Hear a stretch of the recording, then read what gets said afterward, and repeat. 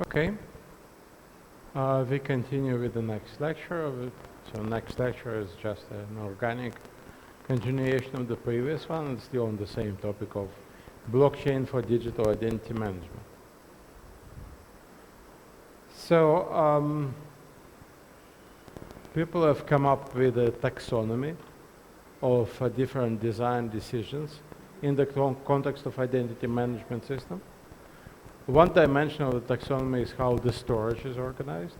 One dimension is how the namespace is organized. And the third dimension is about registry and the role it plays. So with respect to the storage, the options, storage could be, it's a simple one.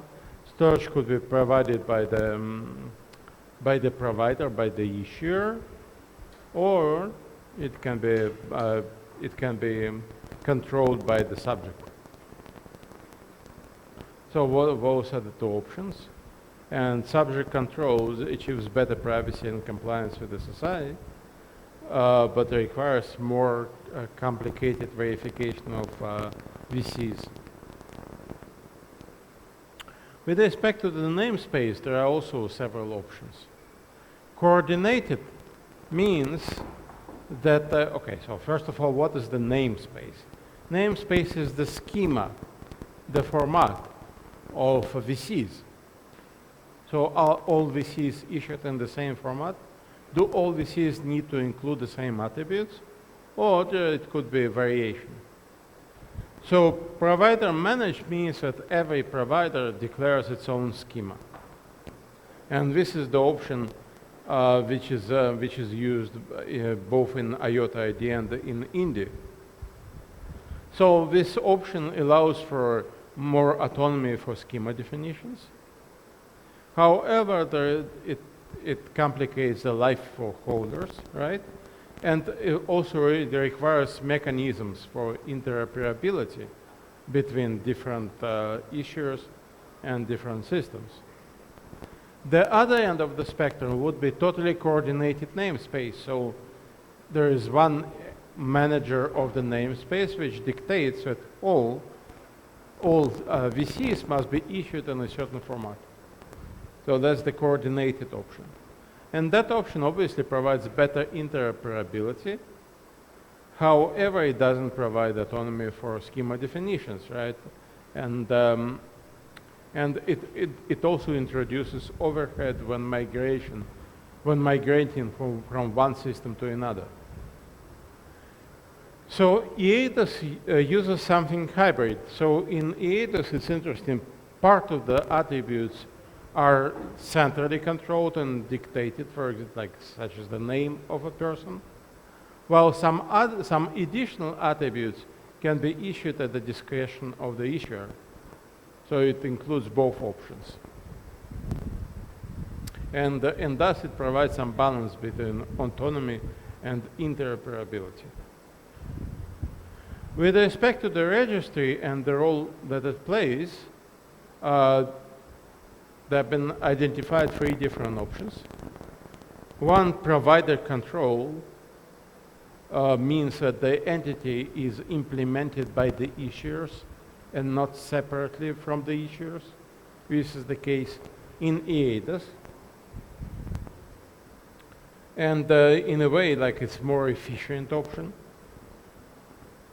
The problem, of course, is that the issuers can track activities of subjects or holders. Okay, the other option is decentralized. And decentralized means that different entities together are collectively responsible for the registry and store information in the registry. So no one individual entity would have a control over the registry. And the advantage, of course, is that this prevents given excessive control to individual issuers, prevents tracking of holder activities.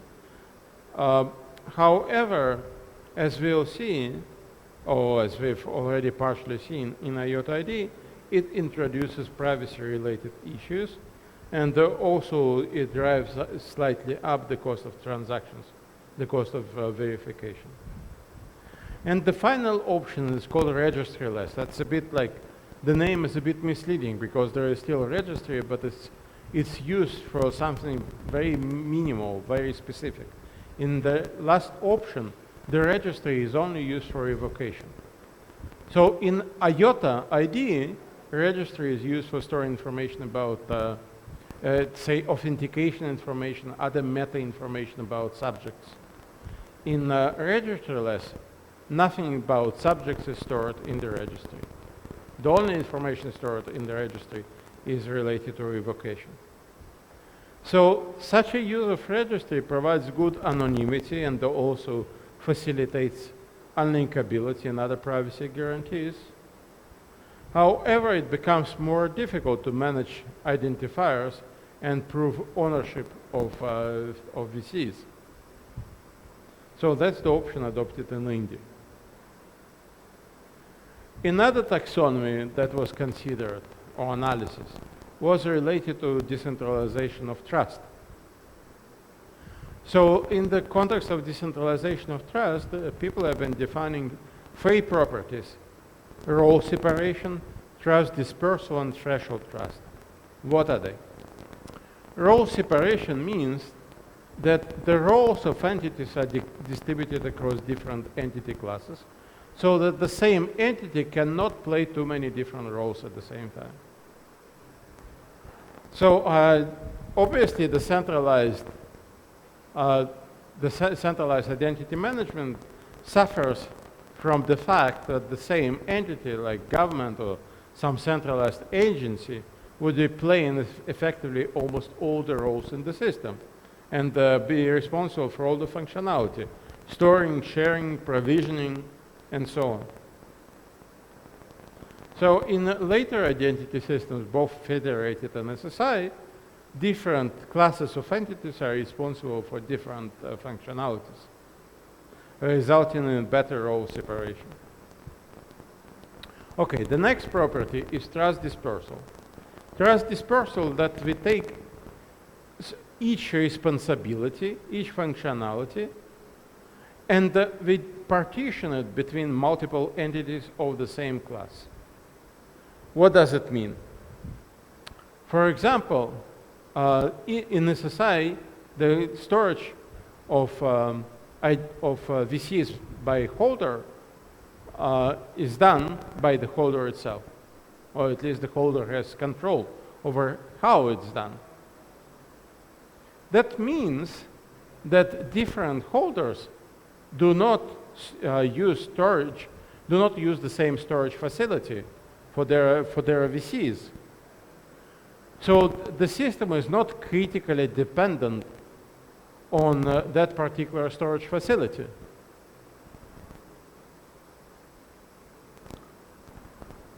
Indeed, SSI principles give subjects high level of trust dispersal compared to federated. The problem with trust dispersal is that the system is only as good as the behavior of individual holders, because nothing prevents holders from incorrectly managing their identities. So this trust dispersal could be undermined depending on subject decisions. Okay, and the third property is called threshold trust. Threshold trust means that users do not need to rely on a single entity for specific responsibilities. So it means that the responsibility is either replicated among many entities of the same class, or the decisions are taken collectively. So this is the case when using DLTs. So because of consensus in DLTs, the decisions about data storage or storage in the registry is taken collectively. If a single entity misbehaves, it does not eliminate, it does not cancel the functionality of the registry. So using DLTs leads to threshold trust in registry. This is just one example. Okay, next, I would like to consider the problem of revocation. So what we see here is essentially nothing new. We have employer, recruiter, and the holder, and we have the registry implemented, for example, by the DOT. And the registry will store proofs of revocation, and the employer revokes the verifiable credential, and the recruiter would need to verify if the credential has been revoked. So what are the requirements with respect to this process? The first requirement is that the association between holders and verifiers need to be concealed from the issuers. So the employer should not be able to discern if an employee is looking for jobs. That's a typical example where you would want to conceal the association between holders and verifiers. So in general, issuers should not be able to learn how and when VCs are used. Okay? The second requirement is preventing leakage of holders' information. So the third party should not be able to see whether, by observing the registry, should not be able to learn anything about holders. And this requirement also includes selective disclosure. So the holder should have the ability to provide information to the recruiter selectively. And the third requirement is preventing leakage of revocation rate. What does it mean? It means that the revocation mechanism should not leak the rate with which issuers revokes verifiable credentials in a given period of time. Why is it important? Because by observing the revocation rate, an adversary could learn some business critical information. How many employees leave Google in a unit of time?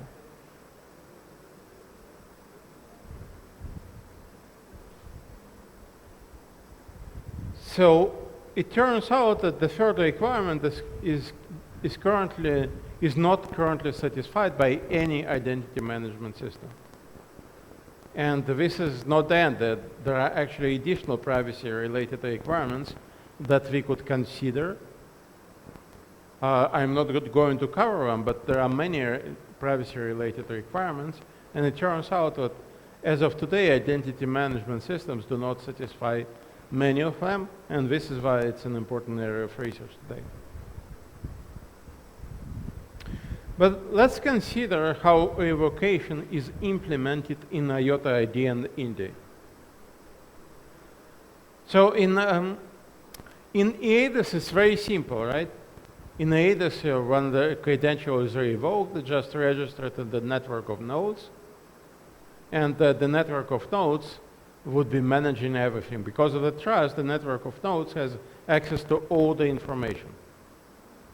But in IOTA ID and in INDI, it's much more complicated. In SSI system in general, it's much more complicated how revocation is managed. So in IOTA ID, an issuer stores a revocation bitmap and updates upon each revocation. So it stores a revocation bitmap in the registry. Okay, just to make sure that everyone knows what's revocation bitmap.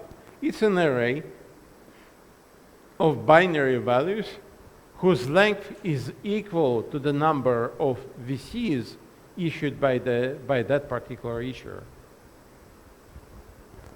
And each cell in the bitmap corresponds to one VC. And if the bit is 0, it means that the VC is valid. If the bit is 1, it means that the VC has been revoked. So each VC has an index, like the index number in the bitmap, And for each VC, the issuer stores that index inside VC itself. And the holder, when sending the information to the verifier, would include the value of the index in the verifiable credential, and then the verifier would retrieve the bitmap from the registry, and then would use the index value to check the corresponding entry, and thus it would be able to see if the value is, if the credential has been revoked. And of course, the index needs to be signed by the issuer so that the holder would not be able to tamper with the value of the index. So that's the idea in IOTA ID. What about INDI? In INDI, the record for each schema of an issuer contains a list of valid tokens corresponding to issued VCs. So you see, it's a bit different. Like it's quite different between IOTA ID and INDI.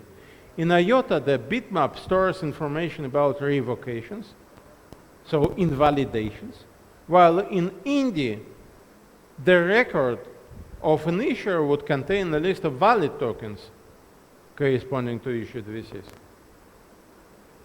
So in INDI, it's valid tokens. In IOTA, it's bitmap of revocations.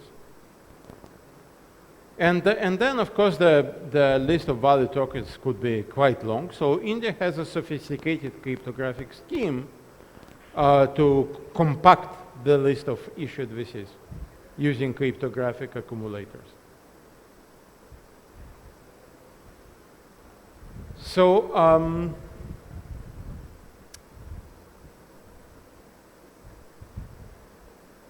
so both schemes are imperfect, both in terms of the performance, scalability, and in terms of the privacy guarantees.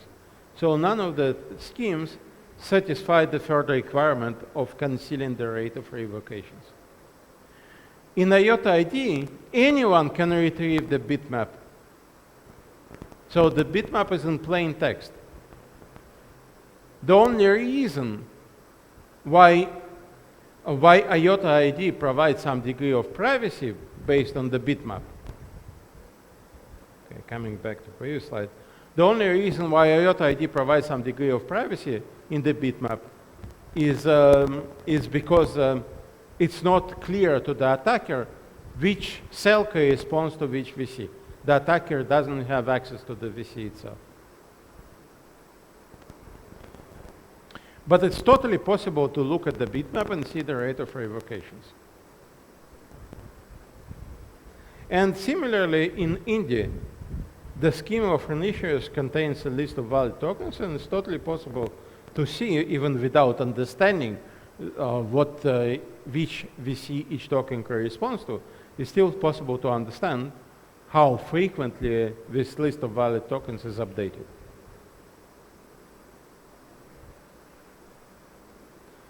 So, and there have been also a lot of academic proposals on how to improve the existing systems. So here's one of them. It's called Prevoke. So the architecture of Prevoke, well, it's the standard fare. You have issuer, holder, verifier, and the registry implemented by the DOT. What is specific? What is like novel in this particular scheme is the use of two data structures in order to provide both reasonable performance and privacy-related guarantees. So the two data structures are the Bloom filter and the Merkle tree accumulator. Bloom filter is a generally used technique. So how many of you are familiar with Bloom filters? Do I need to present background information about Bloom filters? Please raise your hand if you are familiar with Bloom filter.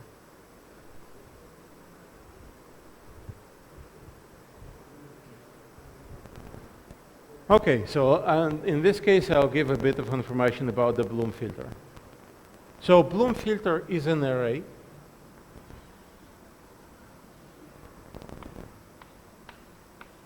of some configurable length, and each value within the array is binary, 0 or 1.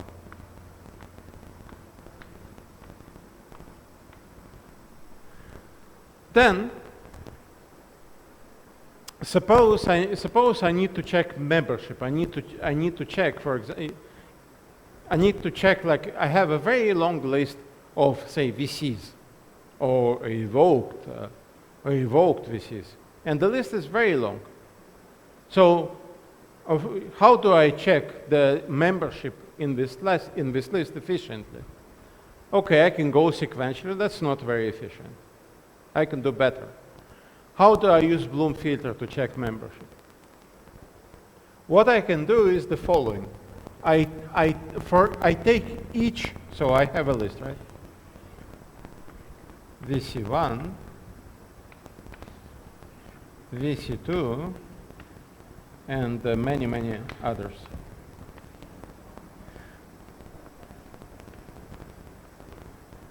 What I do, I compute a hash for each VC, or rather, and the hash would map the VC to the index in the Bloom filter. So this is Bloom filter.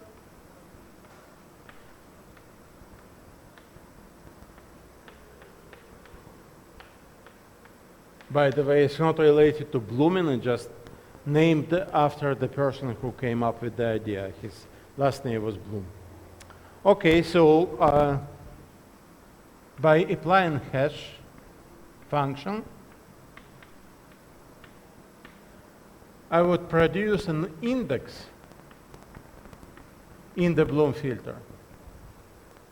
That's the basic idea. There exist also more sophisticated ideas.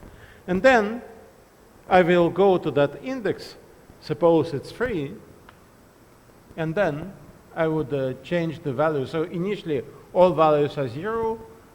If I want to register the membership of VC1, I would raise this cell to 1. And I do the same for all of the VCs. So each time I add a VC to the list, I would compute its hash, get the index, and update the Bloom filter structure. The point is that now it's very effective and cheap to check membership of a particular VC in the list. All I need is to go there, and if it's 0, suppose I have a VCI. What I do, I compute the hash, get the index, go to the Bloom filter, and if the corresponding cell is 0, I know for sure that VC is not on the list. And that is much cheaper than sequentially going over the list. Or even maybe like organizing the structures. And not only this, it's not only about the time to check, it's also about the amount of storage. It takes much less space to store the Bloom filter compared to the list of the VCs, which can be very long. Of course, now the catch is that the check is not perfect. If the value is 1, I may have a false positive. False positive, why? Because it could well be the case that because of the hash collision, it was another VC which was mapped to this cell, and not the VC I'm interested in. Okay, so in order to be absolutely sure if the value is 1, then I still need to go over the list. But at least it saved me the effort in many cases, even if not in all cases. And Bloom filter is one of the most commonly used techniques to save storage today and provide scalability of data. So it's it's so popular that usually like we teach it in computer courses, and so this is why this presentation did not include background information on Bloom filter. On the other hand, the Merkle tree accumulator is not nearly as commonly used. So it's quite specialized, and I'm going to cover how this idea uses Merkle tree accumulator in a few slides. But what I want to say now is that the idea is that Bloom filter stores revoked VCs in this scheme, while Merkle tree accumulator, the other data structure, stores valid VCs. And of course, everything is updated as needed. Okay, so let's see how it works. Let's assume that a new employee joins an employer. Then the employer inserts the ID of the new employee in the Merkle tree accumulator. And so it's a Merkle tree with some minor modifications. And the upper levels of the tree are stored in the registry, but not the lower levels. So, and this is the key idea. So let's take a look at the Merkle tree accumulator. Well, it's a Merkle tree. And the idea is very similar to efficient verification scheme, simple verification. Again, to remind you, simple verification is the procedure that a lightweight node in Bitcoin uses in order to verify the inclusion of transaction. And to this end, we use the Merkle proof. Merkle proof is a collection of nodes. So Merkle proof would be a collection of nodes. It's also called Merkle witness. It's a collection of vertices in the tree that together allow someone verify that the inclusion of a particular leaf, like this leaf, in the tree.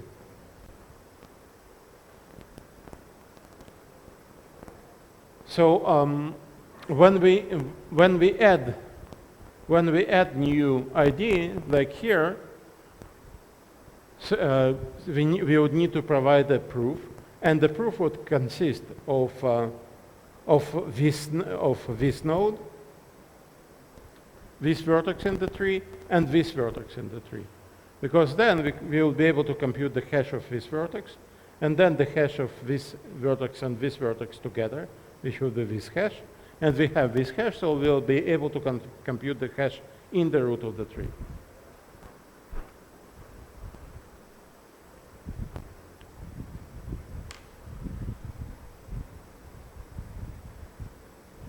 So now suppose the employee leaves the employer. What does the employer do? It performs two operations. It raises the bit for the employer to 1 in the Bloom filter, similar to how I showed it here on the board. And additionally, it would remove the leaf, one leaf from the Merkle tree accumulator.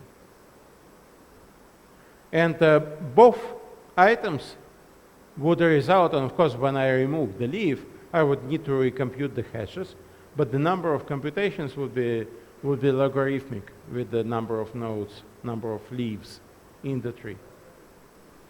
And then I performed both updates. I update both data items in the registry. Okay, then later, the employee would create a VP from the employment proof VC, and the VP would selectively disclose revocation date and a subset of claims. So here it's done exactly like in Indy, no novelty. But the main point is how the two structures are used together. So the first phase was the verification of validity.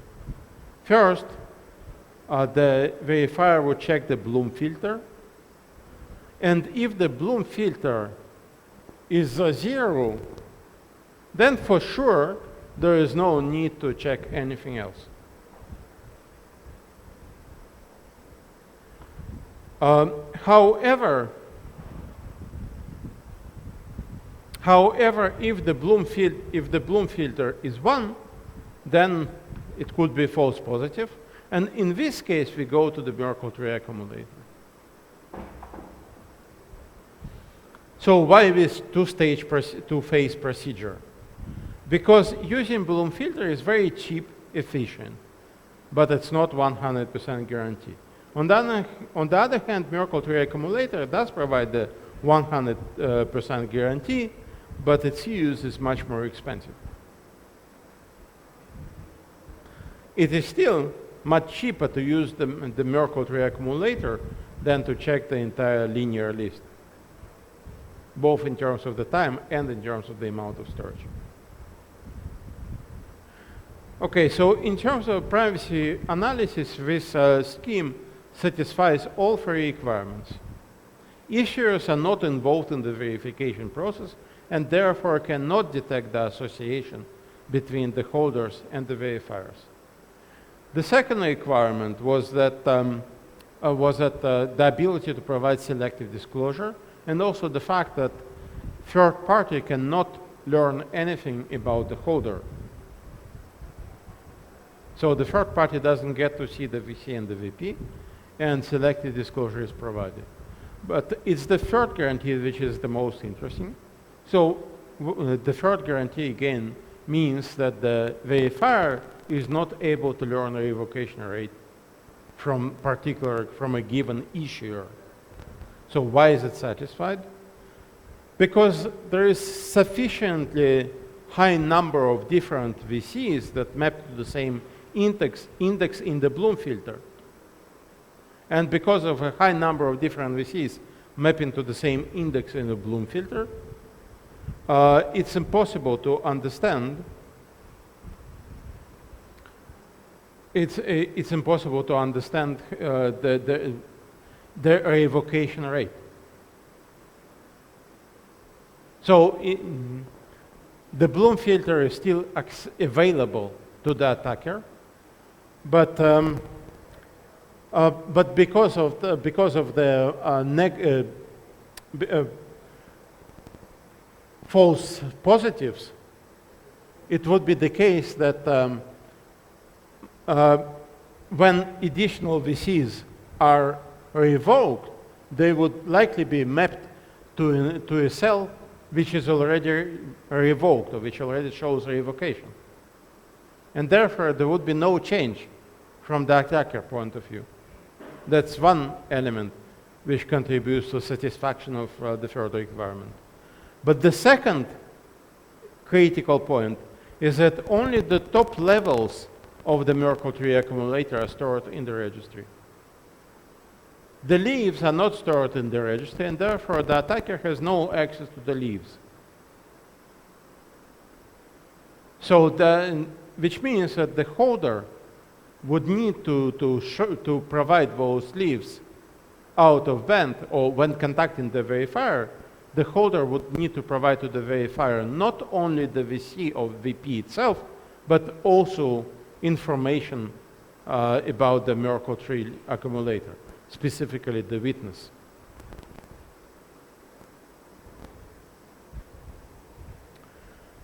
Okay, now with regard to the performance, so how good is the performance of this scheme? You can see the different times here. The time to revoke is in yellow. Then we have time spent by the verifier,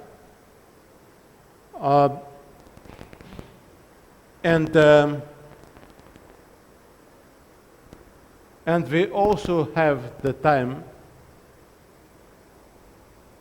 and we also have the time spent by, like, so phase one is checking the Bloom filter, right?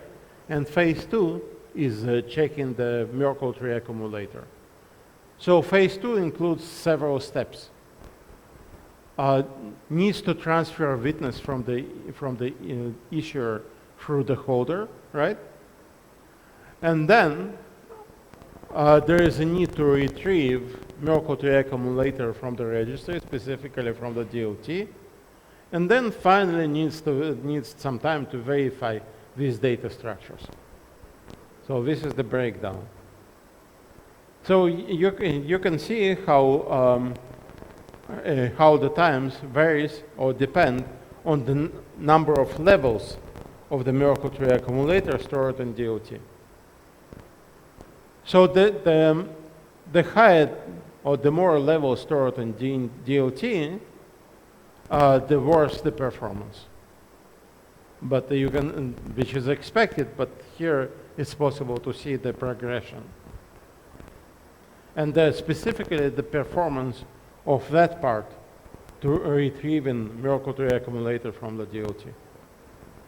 On the other hand, the revocation time stays the same. So if we store only a few levels of the Merkle tree accumulator in the registry, then perhaps the total time would be dominated by the revocation time. However, if you store many levels of the Merkle tree accumulator in the registry, then you can see that the revocation time would be significantly lower than the time of retrieving Merkle tree accumulator from DLT and checking it.